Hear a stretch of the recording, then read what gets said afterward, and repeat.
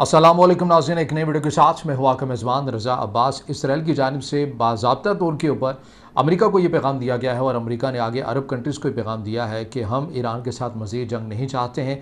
Iran का भी इसके ऊपर जवाब आ गया है। वो जवाब क्या है आज के इस व्लॉग में रखूँगा, क्योंकि ये खबर द टाइम ऑफ इसराइल और वॉल स्ट्रीट जर्नल से ये निकल कर सामने आई है। इसके साथ साथ ईरान की जानिब से शदीद रद्दअमल दिया गया है। ईरान की पार्लियामेंट के स्पीकर ने IAEA के मायदे से निकलने का ऐलान कर दिया है। इस मायदे से निकल जाने का क्या मतलब होता है वो आज के इस वीडियो में आपको मैं बताऊंगा। इसके साथ साथ एक और बड़ी अहम चीज़ वही है कि पाकिस्तान की कौमी सलामती कमेटी का इजलास हुआ, उसका जो एलामिया है उसमें किसी चीज़ की आपको कमी नज़र आती है। वो कमी क्या है वो मैं इसकी निशानदेही यहाँ पर करूँगा। आखिर उसकी वजह क्या बनी है उसके पर भी बात करेंगे। इसके साथ साथ जो अब तक के राउंड हुए हैं इसराइल और ईरान के माबैन, इसराइल की जानिब से ऑपरेशन राइजिंग लाइन का आगाज़ और ईरान की साइड से सच्चा वादा 3 का राउंड, इन तीनों जो ऑपरेशन लॉन्च किए गए इनमें जो सबसे ज़्यादा इंटेंसिटी या शिद्दत पाएगी वो आज के दिन पाएगी जो ऑपरेशन लॉन्च किया गया। उनके अंदर क्या क्या दोनों साइड का नुकसान हुआ है वो भी मैं आपके सामने रखूँगा। मगर उससे पहले आपसे दरख्वास्त की वीडियो को लाइक और चैनल को सब्सक्राइब ज़रूर कीजिएगा। इसी खबर के ऊपर बात कर लेते हैं कि दोनों साइड से क्या क्या नुकसान हुआ। तो जो आज दिन का आगाज़ हुआ उसमें जो मीडिया रिपोर्ट कर रहा है, ये तेहरान की साइड से ख़बरें हैं जो मैं आपके सामने रख रहा हूँ। वो ये कि अमेरिका के बाद इसराइली फ़ौज ने भी ईरान की जोहरी तनसीब फ़र्दों पर हमला किया। धमाके की आवाज़ें सुनी गई। इसराइली फ़ौज ने 6 हवाई अड्डों पर हमले करके 15 तैयारे तबाह करने का दावा किया है।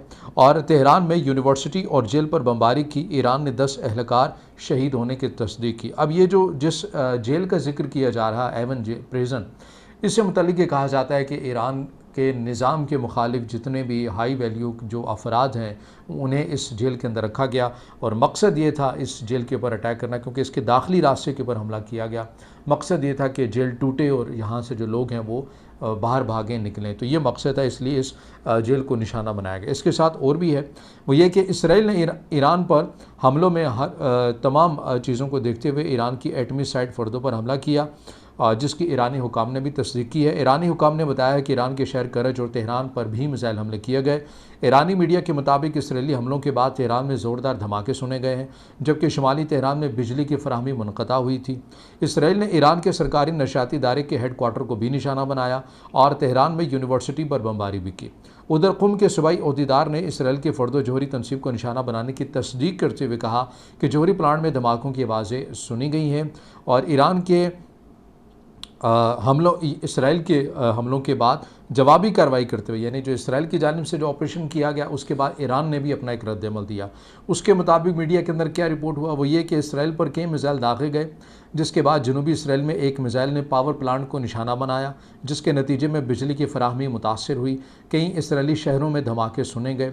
ईरानी मीडिया के मुताबिक आज इसराइल पर किए गए हमलों में जो मिसाइल इस्तेमाल किए गए माद कदर, फ़तह 1 और खैबर शिकन जैसे मिसाइल इनका इस्तेमाल किया गया। कतरी नशाती इदारे के मुताबिक इसराइली मीडिया का कहना है कि इसराइल इलेक्ट्रिक कॉरपोरेशन ने इस बात की तस्दीक की है कि एक स्ट्रेटेजिक इंफ्रास्ट्रक्चर के करीब मिसाइल गिरा है, जिसके नतीजे में कई कस्बात में बिजली की फराहमी मुतासर हुई है। हमले के दौरान तकरीबन 35 मिनट तक सायरन बजते रहे। इसराइली मीडिया के मुताबिक इसराइली अवाम ने ईरान के ख़िलाफ़ जंग शुरू होने के बाद आज से सबसे ज़्यादा तवील वक्त जो है वो बंकर में गुजारा है। इसलिए मैंने कहा कि आज जो दोनों साइड के ऊपर से ईरान इसराइल की जानिब से जो हमले किए गए और इसराइल के ईरान के ऊपर किए गए, इन दोनों के अंदर बड़ी शिद्दत आपको देखने में आई है। इसराइली फ़ौज ने एक्स पर एक बयान में कहा कि ईरान ने इसराइल की जानिब 6 मिसाइल दागे हैं। इसराइली मीडिया के मुताबिक नहारिया, हैला, मेओना और मेमालिया समेत कई शहरों में सायरन बजने की इतलात मौसूल हुई थी। बरतानवी नशरियाती इदारे के मुताबिक मकबूजा बैतुल मुक़द्दस के ऊपर एक मिसाइल को बुलंद फ़ज़ा में उड़ते हुए देखा गया, जिसके बाद फासले पर मुतादिद धमाकों की आवाज़ें भी सुनी गई। इसराइली ज़राए का कहना है कि अब तक कम अज़ कम 4 मकामात पर मिसाइल गिरने की तस्दीक कर सकते हैं, जिनमें एक अशदोद और एक मगरबी मकबूजा बैतुल मुक़द्दस के जनूब में वाक़ है।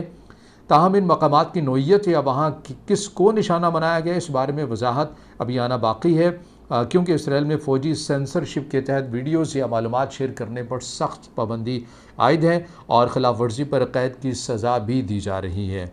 और इस वजह से इस बात की तस्दीक करना मुश्किल है कि कौन सी तनसीबात इलाक़े मुतासर हुए हैं और नुकसान की नोयत क्या है। ये तमाम चीज़ें कौन कह रहा है ये ईरान का मीडिया नहीं कह रहा, बल्कि ये बरतानवी नशरियाती इदारा कह रहा है कि वहाँ पर सेंसरशिप है। अवामी मकामात को जो चीज़ें निशाना बनाती हैं ईरान के मिसाइल, उनकी वीडियोज़ आ जाती हैं, लेकिन जो इसराइल की मिलिट्री तनसीबात निशाना बनती हैं उनकी वीडियोज़ या उनकी चीज़ें निकल कर सामने नहीं आती। जबकि ईरान के मामले के अंदर आपको पूरी क्लियर पिक्चर नज़र आ जाती है कि क्या क्या नुकसान हुआ है। तो ये अब तक की वो चीज़ें हैं जो आज पूरा दिन होता रहा। अब अगली ख़बर के ऊपर जो हमने बात करनी है वो ये कि पाकिस्तान की कौमी सलामती कमेटी का इजलास हुआ, और इसके अंदर मैं चाहूँगा ये पढ़ कर बताऊँ आपको, इसलिए कि ताकि आपको पता चले कि जो चीज़ मुझे लग रही है कि नहीं है वो शायद आपको भी लगे कि वाकई वो लफ्ज़ का इस्तेमाल नहीं किया गया। जो एलामिया निकल कर सामने आया उसमें यह कि इसराइल की ईरान के ख़िलाफ़ जारहियत के तनाज़ुर में वज़ीर-ए-आज़म की ज़ेर सदारत कौमी सलामती कमेटी के इजलास कमेटी ने इसराइल की शदीद अल्फाज में मज़म्मत की है। अब इसके अंदर यही वो चीज़ है, बाकी हैं कि कौन कौन शरीक हुआ, क्या हुआ, किस तरह हुआ, सारे मामलात बताए गए हैं, मगर अमेरिका की मज़म्मत नहीं की गई है इसके अंदर।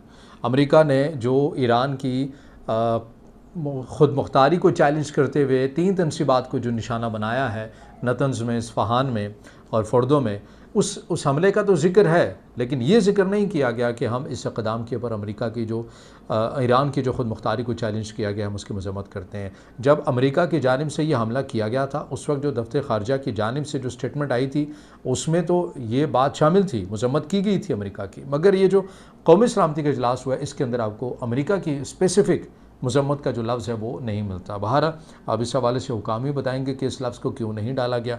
अब आप इसके ऊपर बात कर लेते हैं कि ईरान की जानिब से जो IAEA से निकलने का ईरान के जो पार्लियामेंट के स्पीकर उनकी जानिब से ऐलान किया। अब इसका मतलब क्या है? इसका मतलब ये है कि IAEA के तहत जितने भी मुआहदे जो 2015 में बाराक ओबामा के टेन्योर में हुए, जिसे 2018 में अमेरिकी सदर उस वक्त के डोनाल्ड ट्रंप ने यकतरफ़ा तौर के पर निकलने का ऐलान कर दिया था, मगर मगरबी ताकतें और IAEA के साथ ईरान मुसलसल निगोशिएट बात कर रहा था, ताउन कर रहा था। अब उस एग्रीमेंट से ईरान ने भी निकलने का ऐलान कर दिया है। उसका मतलब ये है कि IAEA के ईरान के जितने भी अब जौहरी तनसीबात हैं अब उनकी एक्सेस नहीं होगी IAEA के इदारों के ऊपर, क्योंकि ईरान का ये कहना है कि IAEA आलमी तवानाई एजेंसी ने अपनी भी साख का ख्याल नहीं रखा, दुनिया को अशोर नहीं कर सके, अमेरिका को नहीं रोक सके, इसराइल को रोक नहीं सके, और हमारी तनसीबात को निशाना बनाया गया। क्योंकि IAEA का ये काम था कि वो अमेरिका को कन्विंस करते, वो इसराइल को कन्विंस करते कि ईरान इस डायरेक्शन के ऊपर नहीं जा रहा कि जहाँ पर वो जौहरी हथियार बना सके।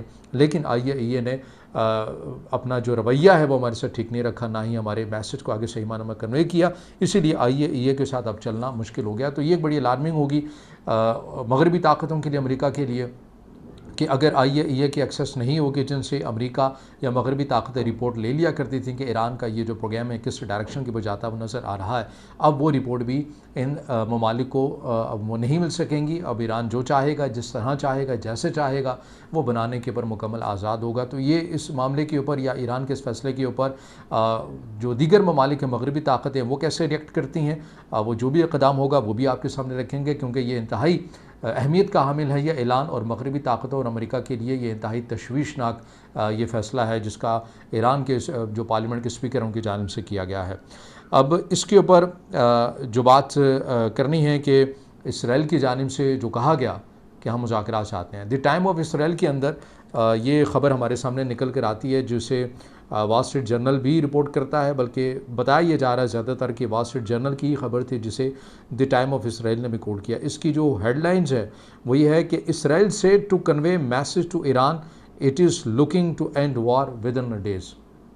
ये बताया गया है कि विद इन डेज़ के अंदर, यानी दिनों के अंदर, हम इस मामले को एंड करना चाहते हैं और ईरान के साथ जो मामला है इसको ख़त्म करना चाहते हैं। वजह क्या है? वजह ये है, इसराइल का ये कहना इसी खबर के नीचे कि हमने जो अपने अहदाफ रखे थे ऑपरेशन राइजिंग लाइन के, कि ये 2 हफ्ते तक ये सिलसिला जारी रहेगा, हमने ये अपने अहदाफ रखे थे, वो हमने अचीव कर लिए हैं। अब हम चाहते हैं कि ईरान को कहें कि मामले को ठंडा कर दे, अब हमें मज़ीद ईरान के साथ ऐसा मामला नहीं करना है।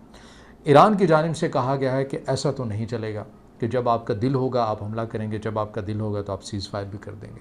इसलिए ईरान ने अरब कंट्रीज़ की जानिब से जो पैगाम आया था उसे इनकार कर दिया है कि नहीं, सीज़ फायर होगा लेकिन हमारी कंडीशंस पे होगा, और जब हम कहेंगे तब होगा। ऐसा नहीं होगा कि इसराइल जब कहेगा तो सीज़ फायर होगा। MI6 के एक साबिक एहलकार ऑफिसर एलिस्टर क्रूक, जिनका अक्सर मैं रेफरेंस देता हूँ, उन्होंने हाल ही में अपने एक इंटरव्यू के अंदर कहा कि ये जो सीज़ फायर अगर हो भी जाता है तो ये ऐसा सीज़ फायर नहीं होगा कि मुकम्मल सीज़ फायर होगा। इसमें अब इंटेलिजेंस बेस के ऊपर ऑपरेशन ईरान के अंदर जारी रह सकते हैं। यानी जब जब इसराइल को लगा कि ये मामला तशवीशनाक है उनकी डेफिनेशन के मुताबिक, तो इसराइल वो ऑपरेशन करता रहेगा, क्योंकि काफ़ी हद तक ईरान का जो दिफाई निज़ाम है उससे काफ़ी नुकसान पहुंचा है और इसराइल ने बहुत सारी ईरान की जो खामियां हैं उनका मज़ीद भी अंदाज़ा लगा लिया। इसी तरह ईरान ने भी इसराइल की जो खामियां हैं उनका भी अंदाज़ा लगा लिया है। तो अब वो कहते हैं उनके मुताबिक कि अब ये सीज़ फायर ऐसे तो हो जाएगा कि जो हमलों की शिद्दत है उसमें कमी आ जाएगी, लेकिन ऑन ऑफ खामोशी के साथ इंटेलिजेंस बेस्ड ऑपरेशन जो है वो जारी व सारी रहेंगे। वो अब इस खत्ते के अंदर नहीं रुक सकते, जो एक बड़ी जंग का पेश खैमा हो सकते हैं। अब ये सीज़ फायर होता है या नहीं होता है, क्योंकि ईरान ने फ़िलहाल इनकार कर दिया है कि हम अपनी कंडीशन के ऊपर करेंगे। इसराइल ने कहा है कि हम चाहते हैं कि अब सीज़ फायर हो जाए। अब ये वो सूरत हाल है जो इंतहाई गंभीर होती हुई जा रही है। ईरानी वज़ीर ख़ारजा इस वक्त रशिया में ही हैं, मॉस्को में हैं, पुतिन के साथ हैं, मुलाकात कर रहे हैं। एलामिया रस्मी तौर के पर मजम्मत का ही निकल कर आया है, लेकिन वो किस हद तक अब ईरान के लिए फ़ायदेमंद हो सकता है और अमेरिका और इसराइल के लिए उसके अंदर क्या पैगाम हो सकता है, ये बहरहाल आने वाला वक्त बताएगा। लेकिन अभी तक अमली तौर के ऊपर चाइना और रशिया ईरान के लिए कुछ भी नहीं कर सके हैं, यही हकीकत है। तो ये अब तक की मालूमात है जो मैंने आपके सामने रखी हैं। अगर आप समझते हैं कि वीडियो आपके लिए मालूमाती है तो फिर इसे ज़रूर लाइक भी कीजिएगा, कमेंट्स में ज़ाहिर ख्याल कीजिएगा और चैनल को सब्सक्राइब ज़रूर कीजिएगा।